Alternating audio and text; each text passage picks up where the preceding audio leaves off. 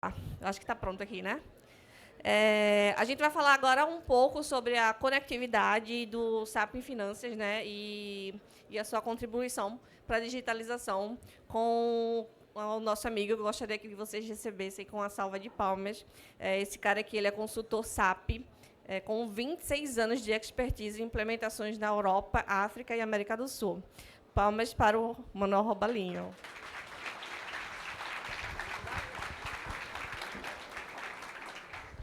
Bom dia a todos. Falar um pouco mais alto, porque eu estava lá atrás e via que muitas das vezes o som não chega lá atrás. Então vou tentar policiar-me para colocar o microfone bem perto da boca e falar alto, mas não é para ser desagradável, é mesmo para ver se lá atrás se ouve. Primeiro, bom dia a todos, mais uma vez. Eu já participo no SAP Inside Track Recife desde 2020, acho que foi a primeira vez que apareci cá. É um prazer enorme estar aqui e foi com o SAP Inside Track Recife 2020 que eu e os colegas levamos para Fortaleza.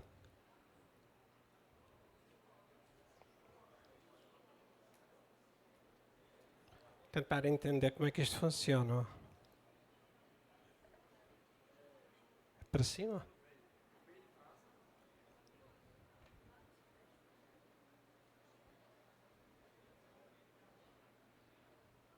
É isso mesmo que está aí na...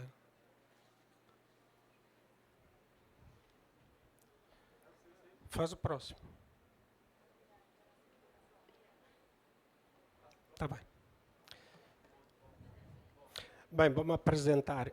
Não é? Tinha ali um slide com a minha apresentação. Eu sou consultor SAP FI, moro em Fortaleza, faço metade do tempo em Fortaleza e metade em Portugal. Sou um dos organizadores do SAP Inside Track Fortaleza, levei daqui a ideia, portanto vocês é que são os originais. E também fazemos uma organização do SAP Inside Track no Porto, em Portugal. Em Fortaleza é no último sábado de outubro, em Portugal, no Porto, é no último sábado de setembro. Estão todos convidados. O ano passado apareceram lá uns colegas nossos aqui de Recife, apareceram em Fortaleza, e até tivemos lá uma palestra muito boa, daqui de um colega de Recife. E eu vou falar sobre a parte de conectividade.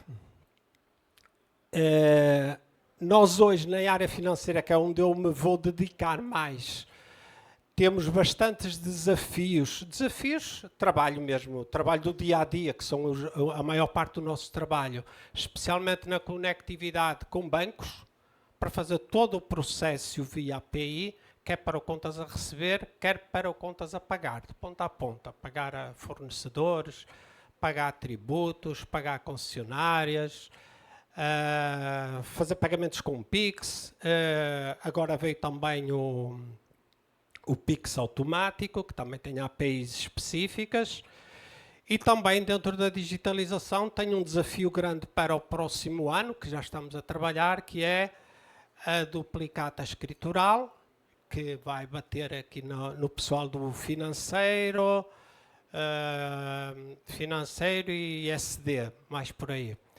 E a parte do split payment, que está meio embutido dentro da duplicata escritural e que também tem bastantes desafios técnicos para colocar aquilo a funcionar dentro do SAP.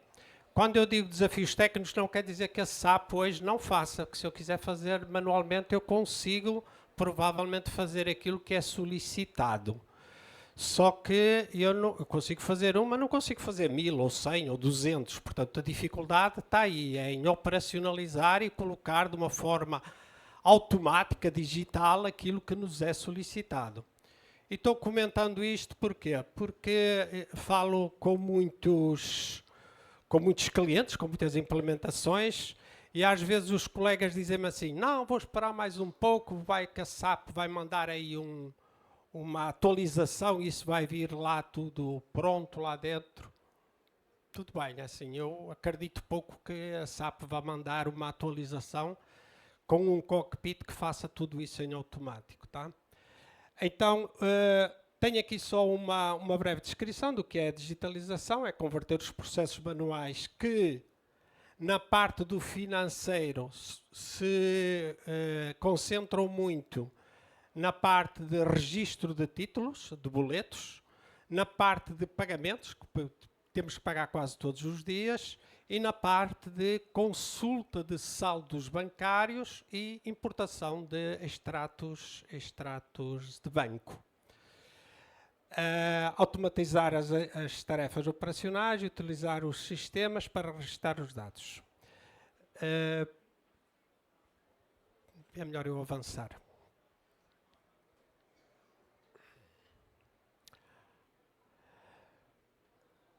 Hoje em dia, eu até vou mostrar depois aqui um quadro banco a banco, o que é que já nos é oferecido por cada um dos bancos e quais são os bancos onde temos mais dificuldade em implementar APIs. Praticamente todos os bancos, grandes bancos, têm APIs para fazer praticamente tudo.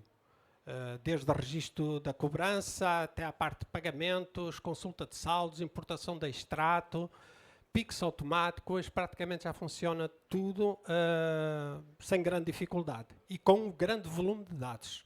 Estava a comentar aí com um colega nosso aí há pouco, que até foi aqui uma implementação aqui em Recife, que outro dia o gerente comentou, se calhar está aí alguém, o gerente queria apertar o botão, mas era à volta de 5.000 títulos e disse, isto vai dar errado, se calhar é melhor não mandar tantos, não é? Mas mandou, fechou os olhos e mandou, e deu certo, foi com o Santander. Na parte de saldos, tenho uma questão curiosa, que é aquela questão do intraday, não é? Eu preciso ver o saldo no início do dia, preciso ver mais lá no final do dia, eu normalmente só consigo ver o extrato e ter a posição de saldo no dia seguinte, dentro do SAP. Ou então tenho que consultar na plataforma bancária. Essa questão do intraday termina, porque eu aperto no botão, o botão em vez de estar a consultar o saldo no SAP, vai ao banco, chama a API e traz-me o saldo ali no imediato, tá? Assim como também eles têm, todos os bancos, o webhook, para eu não ter que andar sempre a consultar, o cliente já pagou, não, eu envio, por exemplo, o Pix para pagamento e quando o cliente pagar, o próprio banco me envia a dizer, pagou. E desbloqueia a ordem de venda. Então já existem vários sistemas prontos. Estava ali a falar há pouco com o colega sobre essa questão dos webhooks, porque tudo isto utiliza as plataformas da SAP, utiliza o BTP e vai consumir o CPI, não é? O CPI. E o CPI tem volumes de dados, portanto, isto só para dizer que quando nós, mesmo da área financeira, entramos nessa questão de fazer as interfaces bancárias, convém falar com a área técnica, saber qual é o licenciamento que tem, como é que está o BTP, quanto é que aquilo vai consumir, fazendo uma métrica, porque isso influencia lá na parte do licenciamento. Também é verdade que nós, em vários clientes, que já coloquei isto em funcionamento, lá com a empresa, eu trabalho na Makevelo, acho que há pouco comentei, quando colocamos, o primeiro ROI, conforme eles falam aqui, é que nós não precisamos de van. E vocês sabem quanto é que custa a van, né? A van custa por volume de tráfego. E muitas das vezes estes projetos, assim, numa métrica assim meia de padeiro, não é? Eu diria que 3, 4 meses de VA paga o projeto e o resto é lucro. Tá? Então é bem interessante essa utilização. Começando aí, para quem não é tanto área financeira, nós hoje, ou mais ou menos, até fiz a conta aqui em baixo, há 41 anos que usamos os CNAVs. Não é só no Brasil, é em todo o mundo. Lá não se chamam CNAV na Europa, chamam outra coisa, mas há 41 anos, outro dia fiz aqui a conta, que a gente anda a fazer arquivos em TXT para mandar para o banco e amanhã recebe e o banco vai dizer se deu certo. Portanto, é uma tecnologia honestamente obsoleta, mas é a tecnologia que a SAP oferece de pronto quando a gente quando a gente recebe o SAP. E olha, não é? Porque eles dizem que aquilo que está lá o CNAB e a gente vai pôr o CNAB e o CNAB para o banco Itaú, o 0 é encostado à direita, o outro 0 é encostado à esquerda, o outro tem que ter traço, o outro tem que tirar o traço, isto é, tem que chamar o ABAP para dar uma ajeitada lá no CNAB, tá? Os layouts CNAB, propriamente ditos, são uma norma brasileira de formatação de ficheiros. O que é oferecido? Os reportes clássicos, que ainda muita gente tem no sistema, especialmente quem tem SCC, tem um report que é enviado pela SAP para fazer o CNAB 240 e o CNAB 400, que é o do Bradesco. Tem o DME, que é uma ferramenta que a SAP desenvolveu, já no SCC, já tinha, mas as pessoas não usavam tanto, mas praticamente todos os projetos que eu tenho visto de migração, eles aproveitam para converter, ou melhor, retirar os programas clássicos e colocar o DME. Porquê? Porque o DME, o consultor consegue ir lá e dar a ajeitada no arquivo. É encostado à direita. É o consultor que vai lá e faz aquilo. Não depende de programação. Enquanto que os arquivos clássicos dependem de programação. Outro dia, a falar com um cliente, ele comentou assim: não, mas ele tinha o arquivo clássico, lá o programa, o programa que executa o arquivo, e ele disse: não, eu já tenho isso há 4 ou 5 anos, está bom, isso não precisa agora de mexer mais, isto é, o Z que eu já fiz já está bom, é o Z maduro, é o Z certificado. Mal ele sabia que ia aparecer o Pix, teve que dar uma ajeitada no Z dele, e agora veio o split payment, que vai ter que dar outra ajeitada no Z dele, não é? Isto é, não tem volta. Não é tecnologia que hoje em dia dê suporte a uma empresa que queira estar no digital. Só para comentar isso. Hoje também, então a nova tecnologia, que é aquela lá em baixo, é a utilização das APIs que praticamente todos os bancos já suportam. E o SAP também suporta, precisa do BTP. Qual é o customizing, a configuração relacionada no SAP para colocar aquilo em funcionamento? O DME depende destas transações, FVZP, é sempre o mesmo, e alguém que treine como é que configura lá no DME os arquivos. Para as APIs, tenho aqui um quadro, que eu não vou perder muito tempo com ele, mesmo só para dizer quais são as vantagens e desvantagens em termos de velocidade, flexibilidade, manutenção, segurança e em termos de complexidade. É bem simples chamar uma API, colocar lá os dados e não depende tanto de encostar à direita, encostar à esquerda, coisas que não funcionam e são coisas bastante seguras. E a API não é a API do SAP, é a API do banco. Tem certificados ponta a ponta para não haver problemas de invasão dos dados. Aqui tem uma lista por banco, com cada uma das situações em termos de liquidação, FUCs, e tem aqui o que está pintado é o que está contemplado hoje em dia nos bancos. Por exemplo, o Banco do Brasil, honestamente o Banco do Brasil até é um dos que funciona melhor.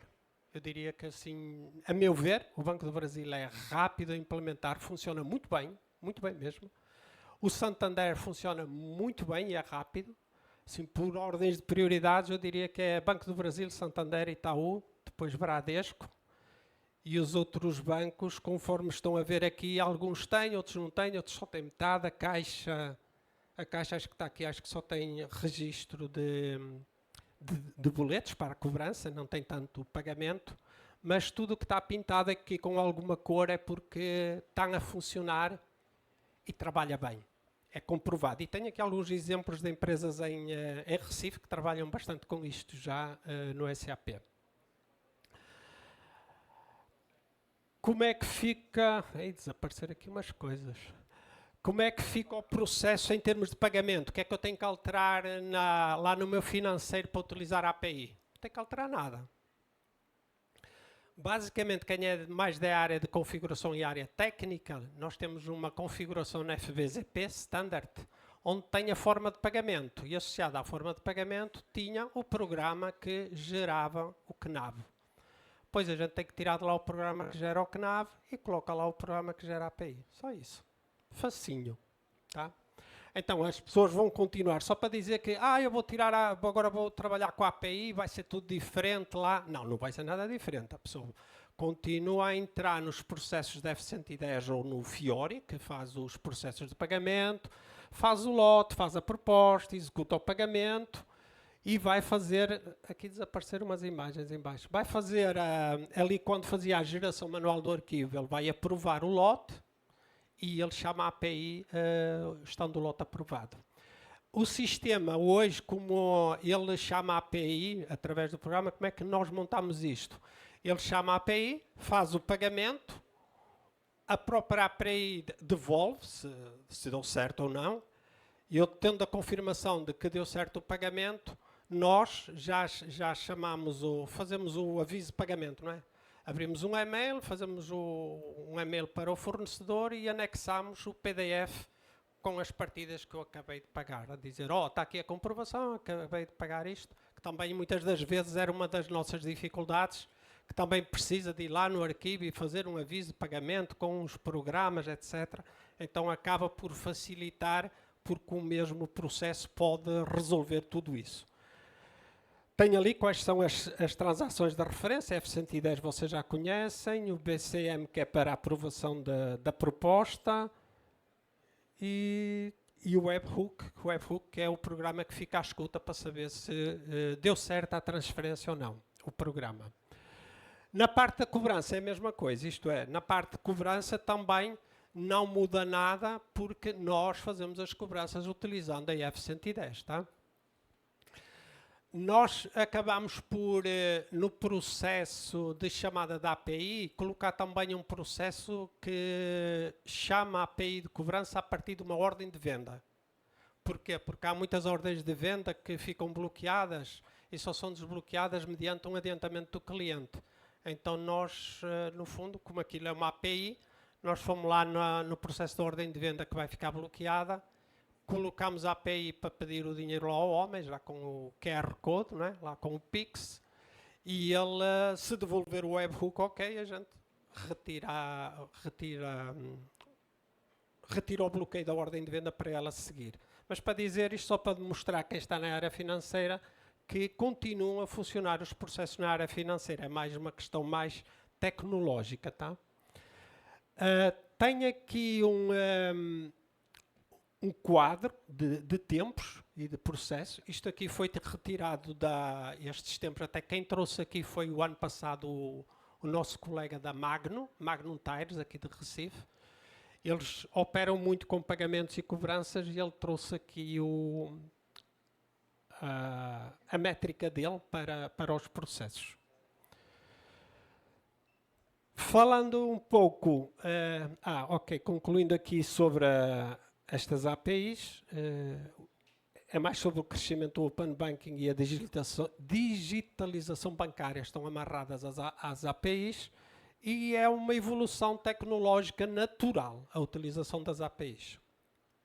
Até porque cada vez mais os bancos, quando enviam novidade, vou fazer o Pix automático, eles põem nas APIs, no arquivo, depois vão ver quando é que colocam, tá?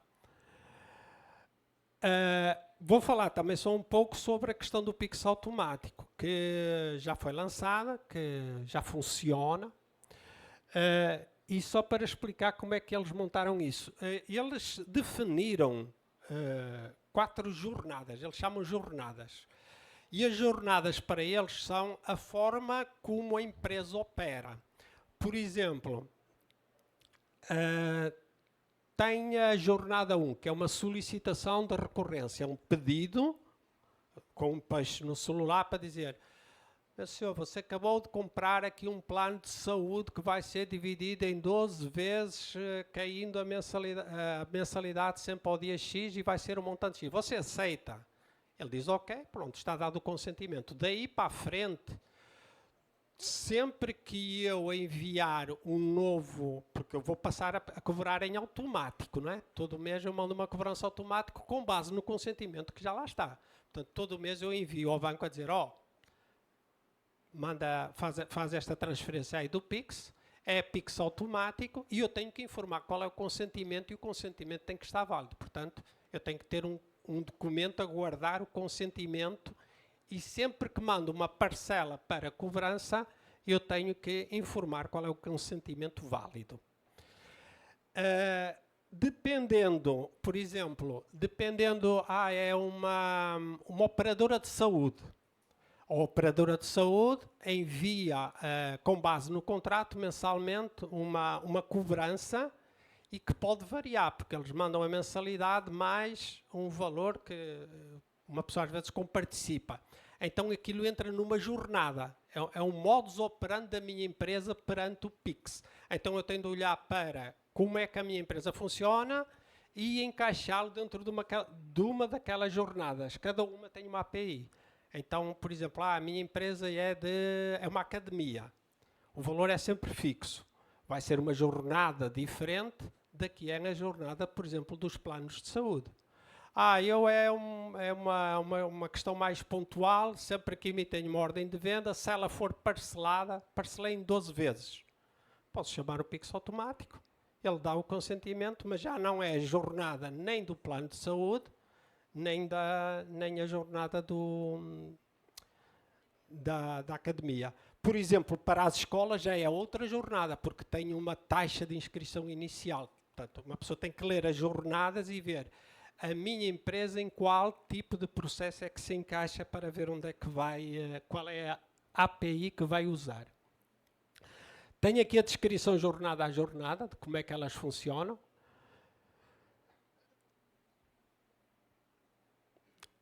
Outra coisa importante é que isto parece tudo fácil quando uma pessoa está aqui a explicar aqui no quadro, não é? Porque, por exemplo, o consentimento, conforme vocês sabem, nós podemos dar consentimento para 12 partidas e chego à quarta parcela. Vou lá e cancelo o consentimento. Porque é como o débito automático. Cancelo no banco. Já estragou aqui o meu processo todo, não é? Então, nós temos de ficar atentos a esses pequenos pormenores quando chega um cancelamento, porque a gente é avisado que ele cancelou. O que é que eu tenho que fazer? E buscar o contrato que estava ao abrigo daquele consentimento, e uma pessoa não é doido, vira logo aquilo para boleto, que é para ir a tempo e sair um boleto em vez do consentimento, tá? Portanto, ele pode mudar, e ele pode mudar até 24 horas antes do envio da cobrança. Portanto, uma pessoa tem que estar sempre atento, isto é para pagar amanhã e eu hoje posso cancelar que ainda vou a tempo. Só que o meu sistema tem que ser suficientemente esperto para ver que ele cancelou, mudar aquilo para boleto e mandar uma remessa. Aqui tem o agendamento, quais são as informações necessárias, como isto vai ficar a apresentação aí depois disponível. Eu até coloquei aqui bastantes informações que depois vocês podem pegar e quem estiver interessado em algum destes pontos, dar uma leitura sobre cada uma das jornadas. Como é que ele segue? Tenho aqui alguns pontos aqui mais assinalados. Outra questão importante, eu até coloquei aqui em baixo. A jornada 2 não precisa da recorrência, o sistema envia um link para o cliente em automático.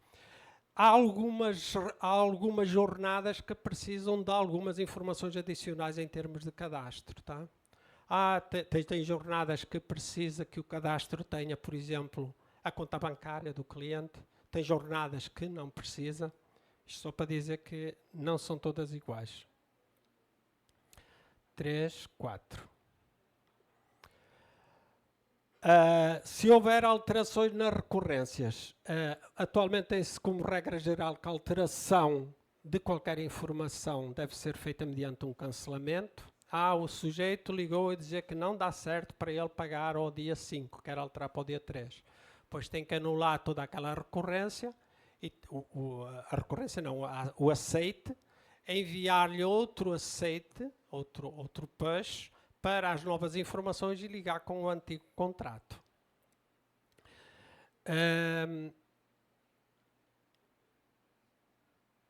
E outra questão que tenho aqui importante era a do cancelamento, que eu queria comentar há bocado, que é ele pode cancelar a recorrência, implica o cancelamento automático de todos os agendamentos, e é óbvio que eu tenho que enviar outra forma de pagamento, que é para poder ocorrer a cobrança.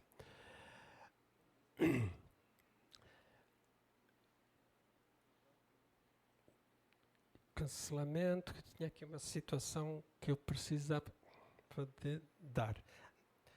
Tem aí outra questão ainda importante aí na questão eu pensei que estava aqui o slide, mas eu acho que tirei o slide, que era agora antes do fim. Porque a questão é assim, vocês ouviram-me aqui falar de uma série de precauções, cuidados. E como é que eu coloco então isso no SAP, né? Cada um internamente tem uma forma às vezes de abordar o problema e todas elas são válidas.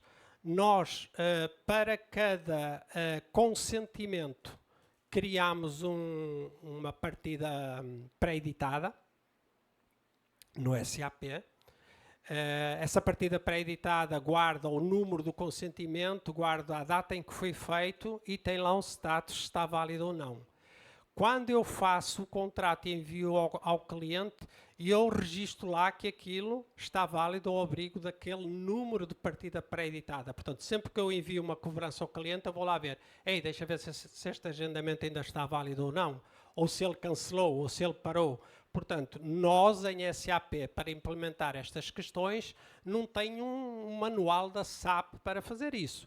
Nós temos de pegar nas transações ou aplicativos standard que temos e guardar essas informações de forma a que dê suporte ao nosso processo. Só para não dizer que é um está pronto da SAP. Não, tem aí algumas questões. A outra questão importante que uma pessoa não pode errar é qual é a jornada em que a minha empresa se encaixa para que eu possa fazer o processo de ponta a ponta sem errar. Não dá para eu fazer um processo e depois, tinha uma mensalidade. Tinha uma mensalidade, não era essa API que tu devias ter implementado, era outra API.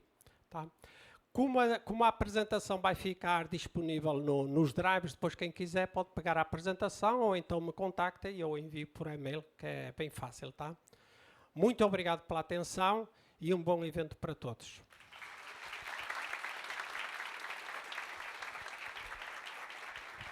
Obrigada.